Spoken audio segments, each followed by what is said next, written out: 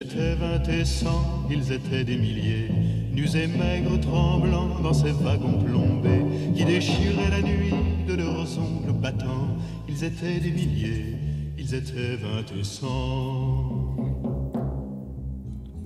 Bonjour Laurent, on en parlait dès hier, depuis quelques jours déjà, bien sûr, dans tous les journaux. Simone Veil, on le sait, entrera au Panthéon demain, à l'occasion de lui rendre un hommage, comme il se doit, à travers différents témoignages.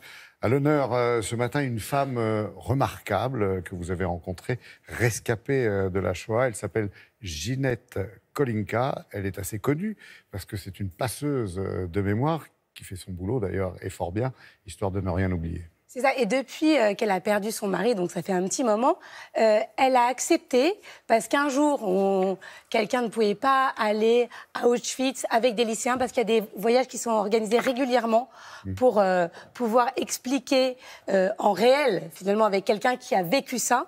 Donc on emmène les lycéens à Auschwitz-Birkenau, avec quelqu'un, une rescapée qui est là pour leur expliquer exactement ce qu'elle a vécu, puisque elle-même le dit, elle le dit dans le reportage que vous allez voir.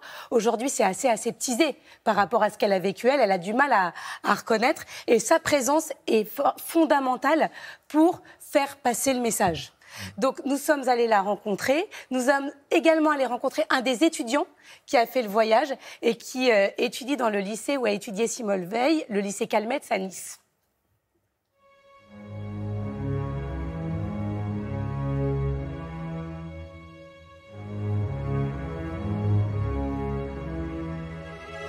Ginette, pourquoi vous avez décidé d'accompagner ces lycéens à Auschwitz? Non, je ne peux pas dire que j'ai décidé. Jamais je n'aurais même voulu y aller. C'est le hasard qui a voulu que le président de mon association, M. Raphaël Lesrail, ait besoin. Il amenait toujours les mêmes personnes avec lui et les élèves. Il y en a une qui est tombée malade et il m'a demandé de le dépanner. Ma première réaction, ah non. Je n'ai pas envie d'aller dans un endroit comme ça c'est terminé, je ne veux pas. Et puis il avait tellement l'air ennuyé, embêté, embarrassé.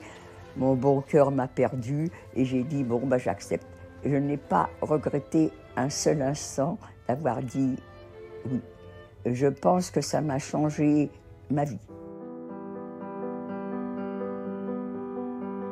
Ce voyage à Auschwitz permet en fait de se rendre compte de la réalité. On le voit dans les livres, en cours, en histoire. Et le fait d'y aller, ça touche beaucoup plus quand on y va que dans les livres, à travers un cours. Et justement, Ginette, elle disait qu'elle ne se rendait pas compte de ce qui s'était passé, que même elle se demandait si c'était vrai. Tout ça, et je pense que c'est dû au choc, la brutalité, la violence que ces personnes-là ont pu avoir. Et enfin, ça rend encore plus le voyage plus émouvant.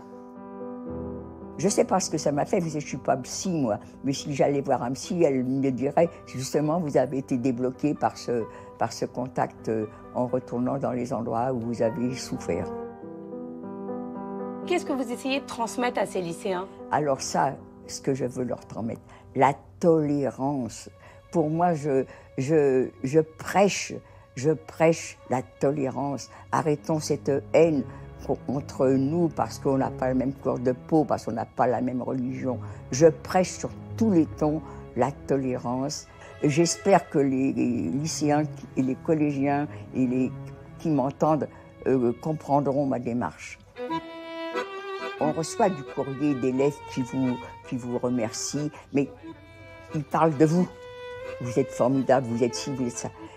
Mais les rares courriers où je lis « Madame, soyez tranquille, j'ai compris votre message et je parlerai de votre histoire et vous ne serez pas oubliés. » Alors là, merci. Merci mademoiselle, merci monsieur, c'est ce que j'aime entendre. Donc on remercie Ginette qui nous a accordé du temps et qui a une pêche incroyable pour ses 94 ans, j'ose dire son âge.